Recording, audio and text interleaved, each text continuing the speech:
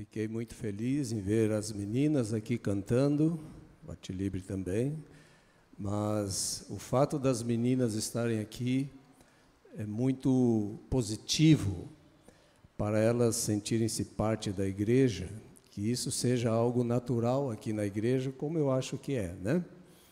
É muito mais fácil, irmãos, hoje eu vou entrar direto já, porque eu não sei se eu vou ter tempo de abranger tudo que eu queria. Mas é muito mais fácil educar os filhos dos outros, não é? Ah, se esse moleque fosse meu filho. Ah, se essa menina fosse minha filha. Havia um pensador inglês que disse certa vez, antes de ter filhos, eu tinha 6 teorias sobre educação de filhos. Hoje eu tenho 6 filhos e nenhuma teoria, né? A educação, irmãos, de filhos é muito complexa e muito séria. E nós, como igreja cristã, adventistas do sétimo dia, nós temos tantos privilégios. Eu já falei aqui o privilégio da orientação sobre saúde, tantas coisas úteis que nós temos há mais de 150 anos. E com relação a casamento e família, irmãos, nós temos a Bíblia, nós temos 2 obras importantíssimas, somando-se com a Bíblia, que é o Lar Adventista. Ninguém deveria pensar em casamento sem antes ler este livro, Lar Adventista. E ninguém deveria pensar em ter filhos sem antes ler Orientação da Criança. Irmãos, eu fiz um mestrado nesta área e eu li em torno de 62 livros sobre família, mais alguns artigos, e eu posso lhes afirmar que o que você e eu precisamos saber sobre criança está no livro Orientação da Criança. Os autores sérios trazem as orientações que ali estão. E vamos começar pela Bíblia. No livro de Gênesis, capítulo 18, nós temos ali um dos motivos pelos quais Deus escolheu Abrão para ser o pai do seu povo aqui nesta terra.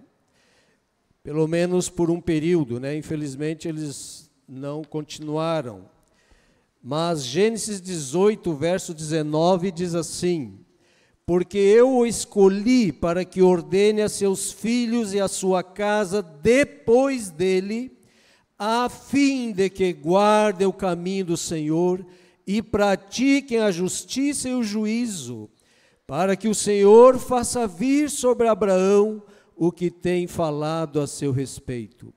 E o segundo texto, a irmã já mencionou aqui no momento do louvor, Salmo 127, verso 3, ali diz que herança do Senhor são os filhos, o fruto do ventre seu galardão. Eu não sei se você já parou para pensar, meu irmão, minha irmã, que ao pôr um filho no mundo, você deveria estar pondo um soldado no exército de Cristo. Nós estamos sob um grande conflito. E se os nossos filhos e nós não estivermos no exército de Cristo, nós estaremos no outro lado. Então é muito solene essa questão de eu estruturar a educação do filho.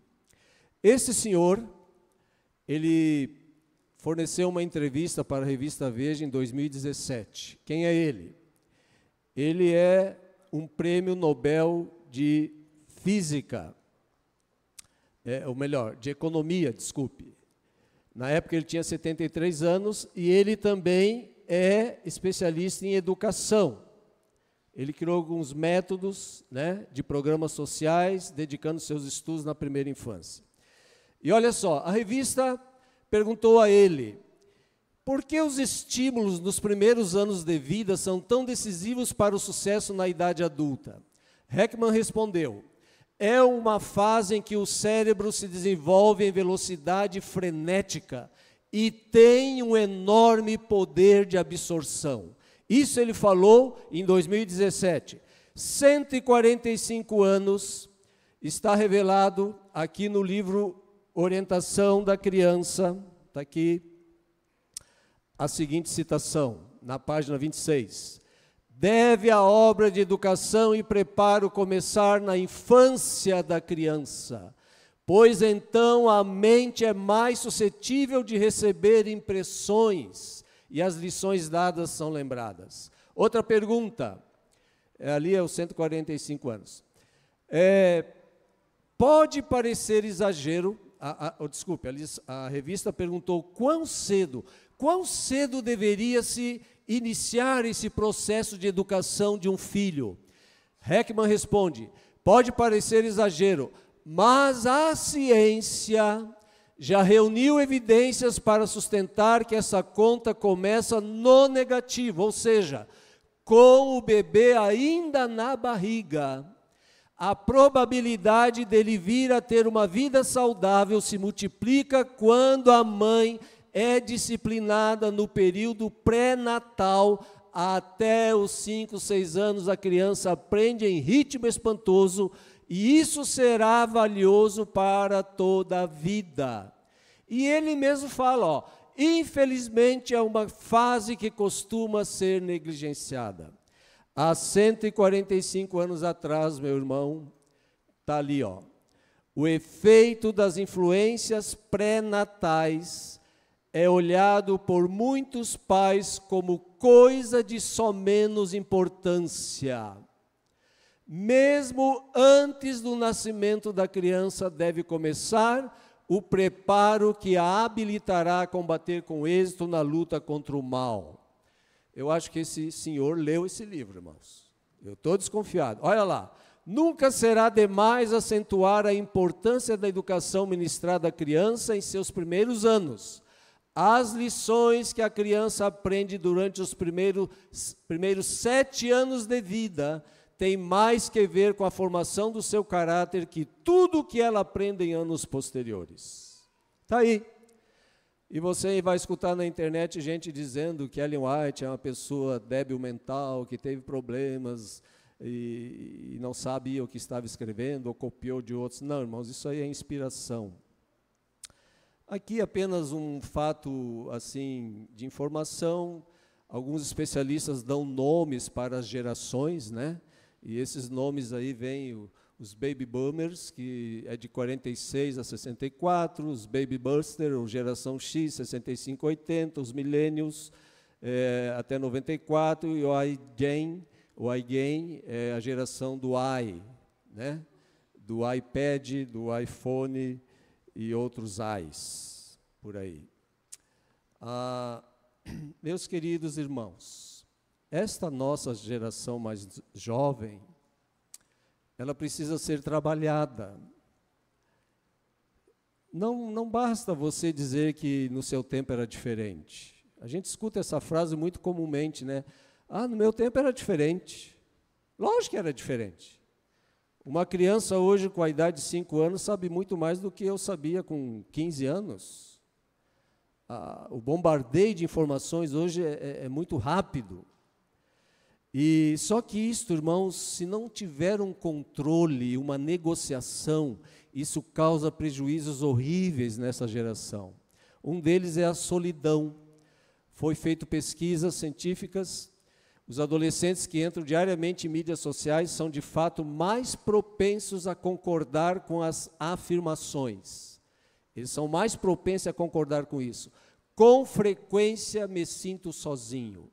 Com frequência me sinto excluído das coisas. Com frequência gostaria de ter mais amigos de verdade.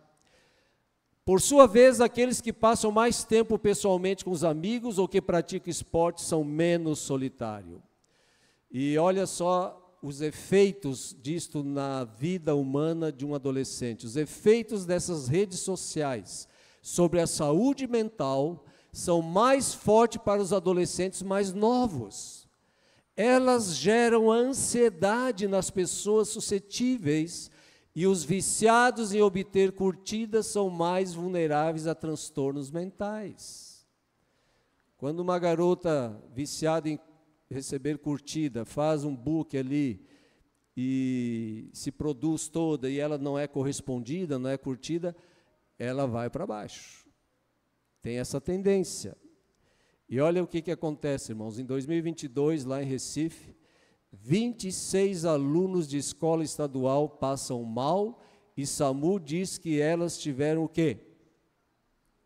Dá para enxergar aí? O que elas tiveram? Crise de ansiedade. 26 alunos. Num Campuri que nós tivemos recentemente por aí, aconteceu algo quase igual. Eles estavam em forma, no sol. Também não sei para que acontecem essas coisas, né? Uns líderes assim, às vezes, que deixa a criança lá no sol, sem necessidade. E um desmaiou. E quando os outros viram que ele desmaiou, começou a dar ali um mal-estar, quase que no grupo todo ali que estava em forma, por ver aquela criança desmaiada. Tudo isso, irmãos, são efeitos de solidão, de exclusão.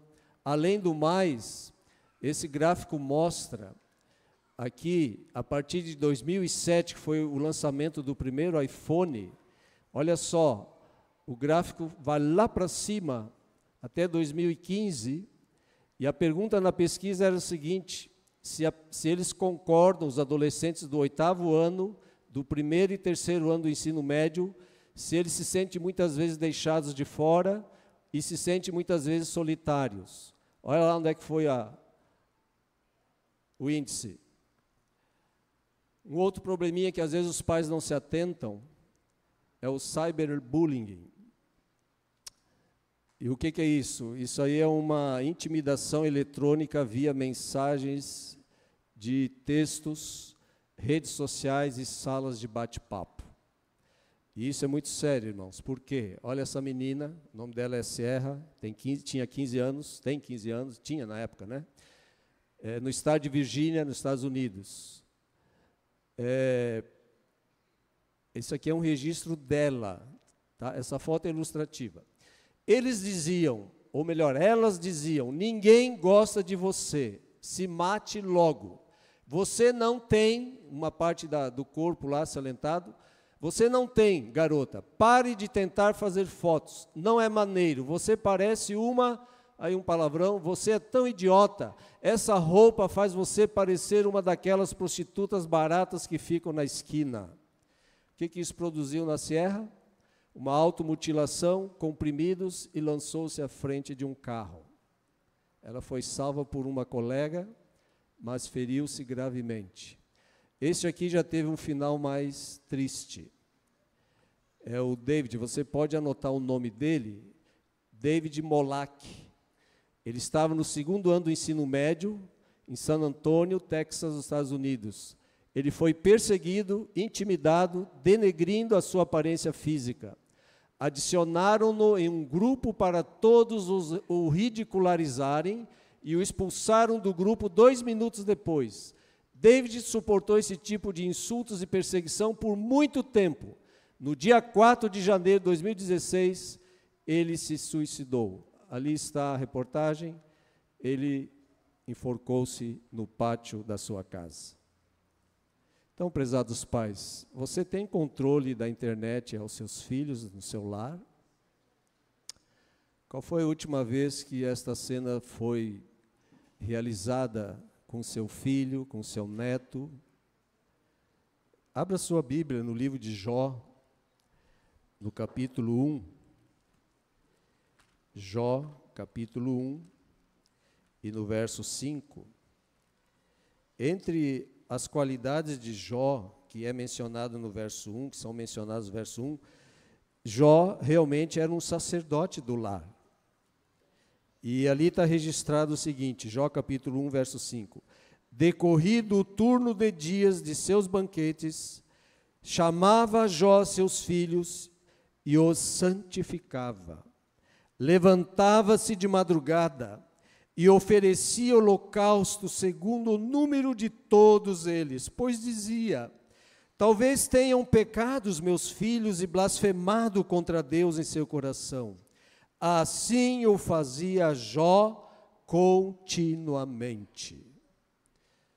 Meus queridos, os jovens, nossas crianças, eles não precisam de bronca, eles precisam de apoio, de limitação, de disciplina. Mas, acima de tudo, eles precisam de pastores que os apacentem. E isto começa no lar, não é na igreja. Não transfira para a igreja a função que é sua, da paternidade, da construção desta vida para ser um soldado no exército de Cristo, independente da função profissional. Não estou dizendo que todo filho tem que ser um obreiro na causa, na igreja, não. Ele vai ser um médico, um engenheiro, uma professora, um mecânico, não importa, mas que ele tenha esta visão missional, que ele pertence a um exército de Cristo. E aqui está uma metodologia de estruturar competências no lar. Porque, irmãos, nós estamos observando que hoje os jovens, os adolescentes estão crescendo sem nenhuma competência prática e básica da vida. E os que se destacam nos concursos públicos aí fora são aqueles que começam cedo em casa com essas práticas.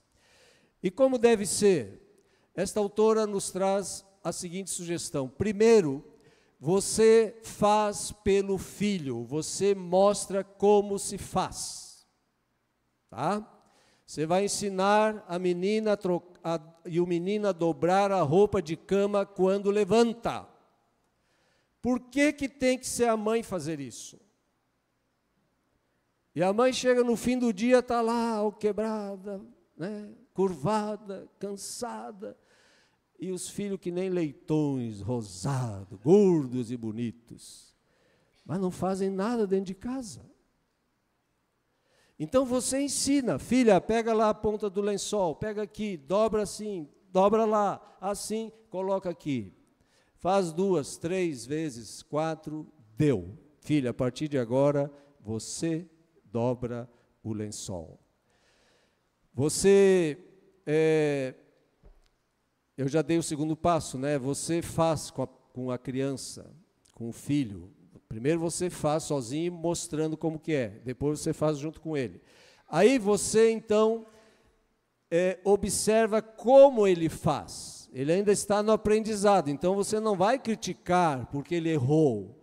Você vai ver como ele está fazendo e você vai corrigi-lo. E aí sim, na quarta etapa, por fim, você faz, no caso, o filho faz da maneira independente. Aí ele anda sozinho. Alguns pais têm errado muito nisso. Então, primeiro você faz para o filho, segundo, você faz junto com o filho, terceiro, deixa o filho fazer para ver se está certo, e quarto, deixa o filho fazer sozinho. Outro esquema, e esse aqui é muito bom também, se puderem anotar, vou passar rapidinho. Os filhos devem ter metas, irmãos, por faixa etária, por idade. Até os 3 anos, essa autora, ela coloca ali que a criança deveria ser capaz de guardar os próprios brinquedos. Se você duvida que a criança é capaz de fazer isso, faça o teste. A criança é um ser pensante, irmãos. Ponha na internet aí artes e ações de crianças pequenas, vocês vão ver crianças dando concerto de violão, de piano, de tudo mais. Criança é um ser pensante. Vestir a si mesmo com a ajuda, né, do pai e da mãe, colocar as roupas no cesto após se despir, tirar o resto do prato após as refeições, ajudar a colocar a mesa, escovar os dentes, lavar o rosto com alguém ajudando. Aos 3 anos a criança deveria saber disso. E eu então estou sugerindo aqui em termos espirituais, ensinar a criança aos 3 anos a fazer uma oração. Ensinar a criança a ofertar. Eu estava vendo aqui uma menininha aqui, colocando as moedas, dando tchauzinho para quem chegasse aqui. A criança, naturalmente, ela tem essa predisposição para ajudar, para servir, e eu devo alimentar isto. Se uma criança não é educada a ser fiel em dízimos e ofertas, você acha que ela vai ser um adulto fiel em dízimos e ofertas? Cantar. Aos 5 anos... ela deveria saber o nome completo, endereço, telefone, fazer uma ligação de emergência, desempenhar tarefas simples, né? Espanar lugares, limpar mesa, alimentar animais de estimação. Aqui é um problema, né? Todo mundo quer ter um pet. Mas, filho, quem vai cuidar do pet? Não, mãe, eu vou cuidar. Mas você vai dar... Vou. Você vai limpar a sujeira? Vou. Você vai dar banho? Vou. Uma semana, morreu tudo. E quem é que faz? Quem é que faz? Pois é. Vocês estão passando o teste aí da pergunta. Por que que a criança não faz? Não precisa, irmãos, gritar, jogar panela na criança, ir lá para o Rio dos Sinos, querer se atirar. Não precisa nada disso. É só você estabelecer regras, normas e cumpri-las. Filho, você brincou, deixa o filho brincar. Tem algumas mães que têm uma neurose também, é o outro extremo. Ninguém pode mexer em nada dentro de casa. O marido não pode se sentir mais à vontade. Se tirar um copo do lugar, a mulher desmaia. Se a criança quebrar o copo, a mulher quase se mata. Vai para o hospital. Nada disso. O lar, irmãos, é o mundo do marido e dos filhos e da esposa. Casa limpa, ordenada, beleza, os anjos gostam disso, está no livro aqui. Mas é simples, sujou, limpa. Desorganizou, organiza. Brincou, juntou bola, virou de cabeça para baixo, jogou o travesseiro no chão, beleza. Filho, terminou? Ai, mãe, terminei, brinquei, tá bom, agora arruma. Como assim? Arruma. Não, mãe, eu não vou arrumar, então tá. Sim, quando não arrumar, sem isso, sem aquilo outro. Pronto. E cumpra. Não brinque. Não dê aquele negócio, eu falei, mas olha esse sorrisinho, como é que eu não vou me dobrar por ele? Meu irmão, não se dobre, não. Mantenha a palavra, disciplina, tá? Ajudar, escovar os dentes sozinho, escolher roupa que irá usar, né? Vai desenvolvendo ali na vida espiritual, estudar a Bíblia, lição, ter comunhão, ofertar, dizimar se ganha mesada, cantar hinos, contar histórias da Bíblia. Com 5 anos a criança já gosta e sabe fazer isso. 7 anos, preparar uma refeição básica, como um sanduíche. Tem pessoas que casam e não sabem fazer um sanduíche, irmãos. Não sabem fritar um ovo. Tem muita coisa para falar, mas eu tenho que contar essa. Uma vez um casal nos convidou para, estava assim um friozinho, era uma região quente, normalmente, e naquele sábado estava um friozinho, e eu então de púlpito falei assim, irmãos, que saudade do sul, esse friozinho me lembra a pipoca, eu gosto muito de pipoca. E daí no final do culto, um jovem casal, nos convidaram para fazer o pôr do sol na casa deles, e eles disseram, pastor, nós vamos fazer pipoca. Eu digo, já estou lá, daqui um pouquinho. Fomos lá. Conversa vai, conversa vem, a esposa saiu, a jovem esposa, para fazer a pipoca. E a pipoca não vinha, e a conversa ia e vinha, a pipoca não vinha. Daqui um pouco ela veio, chamou minha esposa, a minha esposa saiu, e de repente veio a pipoca. Mas depois a gente descobriu, ela estava tentando fazer a pipoca na panela de pressão.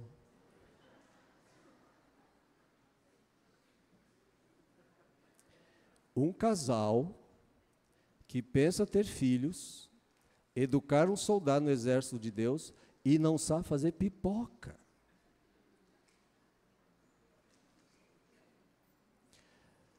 Eu vejo muitos sorrindo aqui.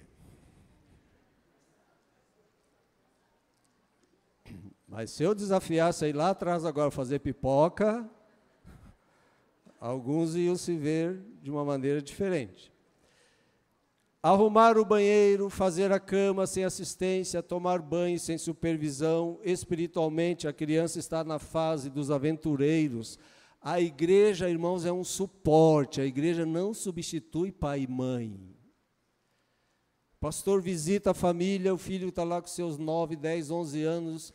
Irmãos, eu vim aqui estudar com seu filho, fazer um resumão. Ele está numa fase de batismo, vocês são membros, estamos felizes. Não, pastor. O que houve, irmão? Não, meu filho não está pronto para o batismo. Mas, irmão, o senhor teve 9, 10, 11 anos para preparar o seu filho e o filho não está pronto ainda. Não, mas é o pastor que tem que preparar, o senhor tem que fazer a classe. Não. A criança aprende a orar em casa. A criança aprende a ler a Bíblia em casa. A criança aprende a ter reverência com Deus em casa. Na igreja é só um reflexo daquilo que ela tem em casa.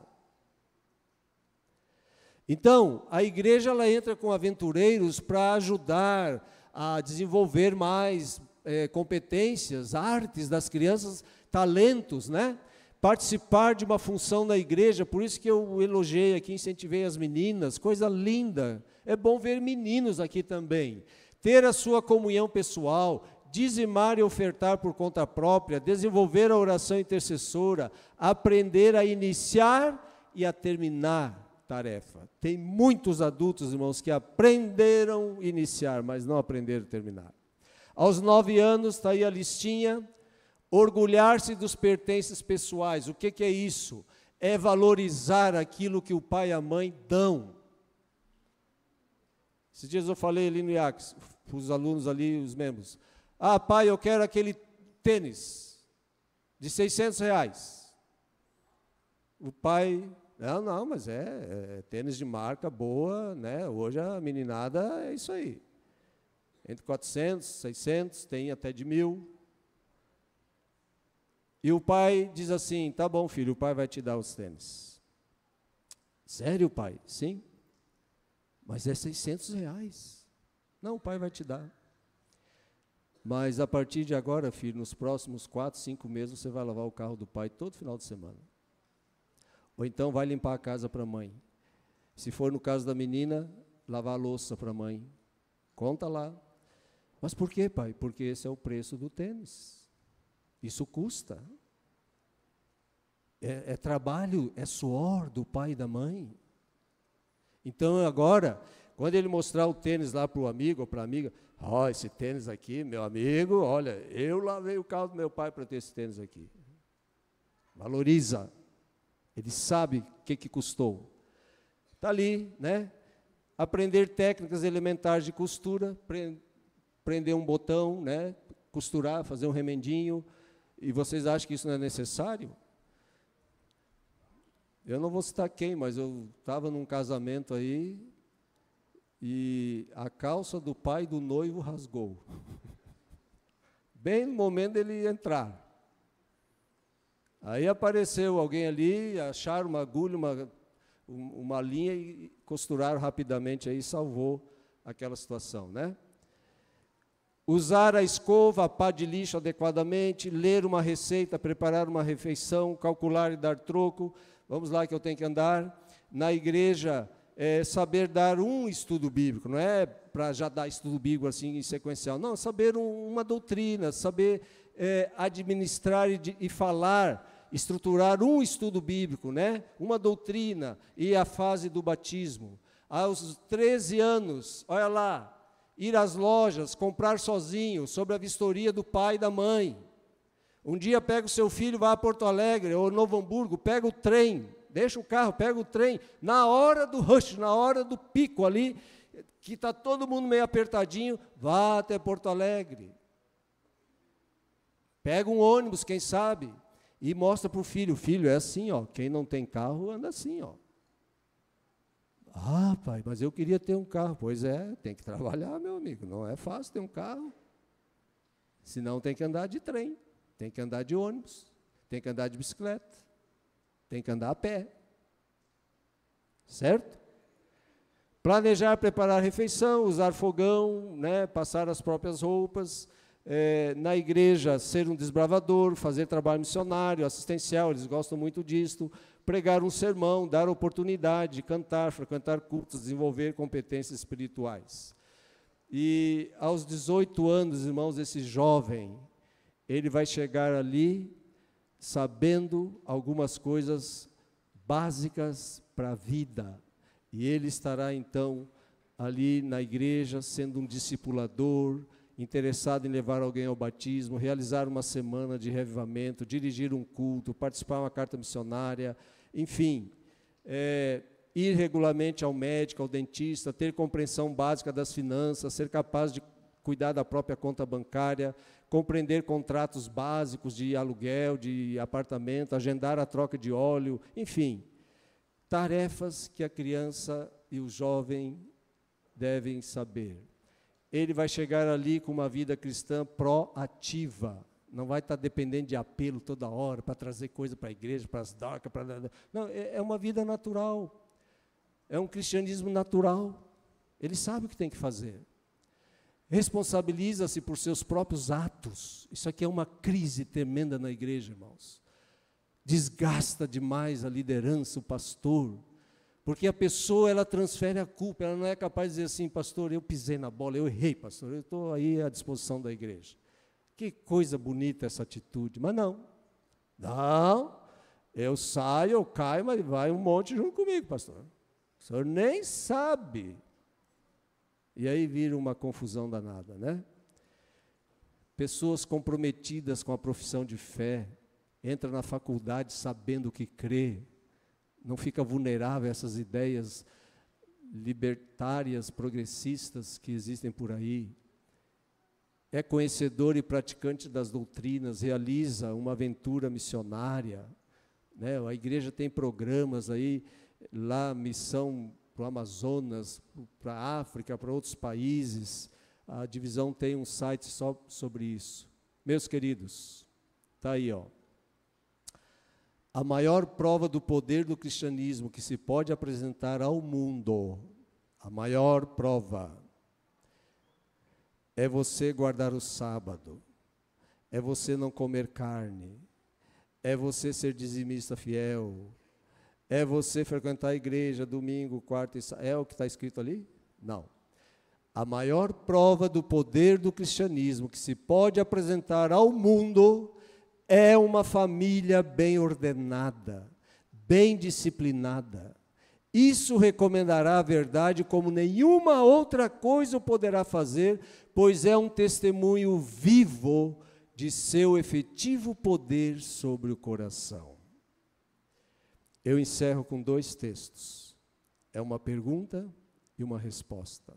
Vamos à pergunta? Jeremias 13, verso 20. Jeremias 13, verso 20, diz assim: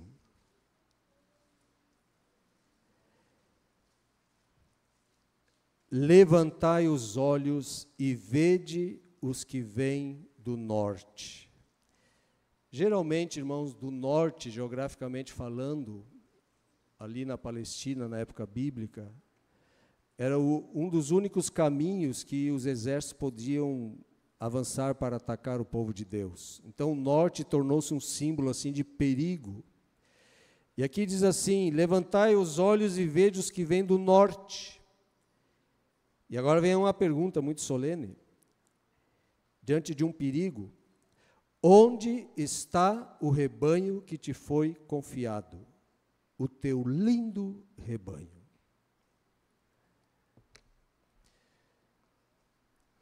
Nenhum pai deveria ir para a cama sem pensar nessa pergunta. Onde está o meu rebanho? Eu sei, pais, eu sei. Falei no início, não é fácil.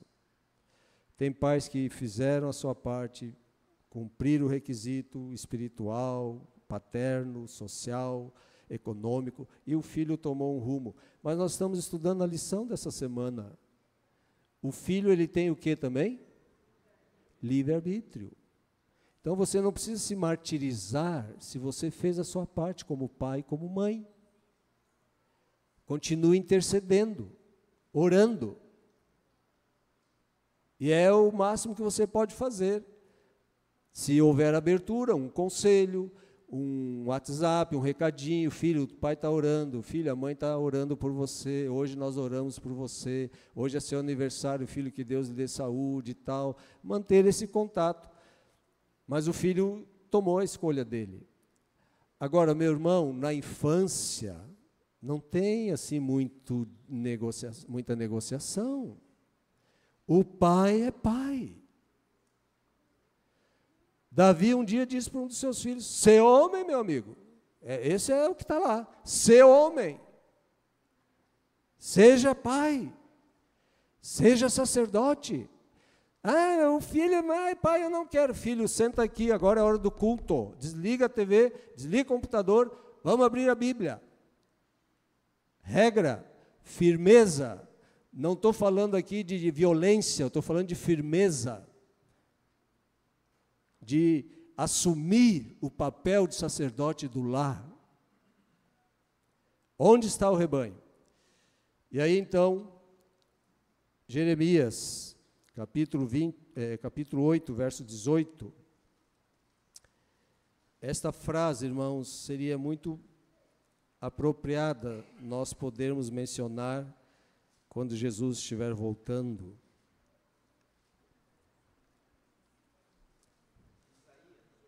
É Isaías, eu falei errado, né? É Isaías. Isaías 8, 18. Eis-me aqui, e os filhos que o Senhor me deu. E o verso continua, para que Deus deu filho? Olha só, para sinais e para maravilhas em Israel, da parte do Senhor dos exércitos, que habita no monte Sião. Meu prezado irmão, minha prezada irmã, nossos filhos devem ser soldados no exército de Deus. Nossos filhos fazem parte de uma instituição espiritual que se chama família. E a família é o núcleo da igreja, da sociedade, das nações. Se a família vai bem, a igreja está bem. A sociedade está bem. Por que vocês acham que há tanta pressão para se demolir os pilares morais de uma família hoje? Porque é uma instituição divina e Satanás, ele não quer que a família seja uma família forte, bem estruturada, onde reine o amor. Que Deus abençoe os irmãos, a mim também. O desafio é grande, mas, como já foi dito aqui, não há impossíveis para Deus. Vamos orar por nossas famílias nesta noite. Nós vamos cantar agora e depois então estaremos orando.